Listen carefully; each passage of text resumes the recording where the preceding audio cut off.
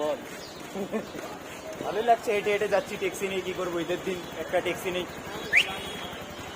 হেঁটে হেঁটে মজা নিচ্ছি মুম্বাইয়ের রাস্তার। আর সুস্বাদু বাতাস, সুস্বাদু বাতাস, তাই না? সমুদ্রের কিনারে যাচ্ছে। ভিটামিন যুক্ত।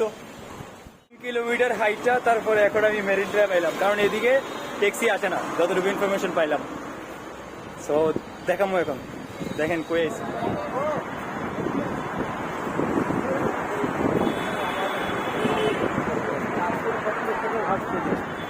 আমার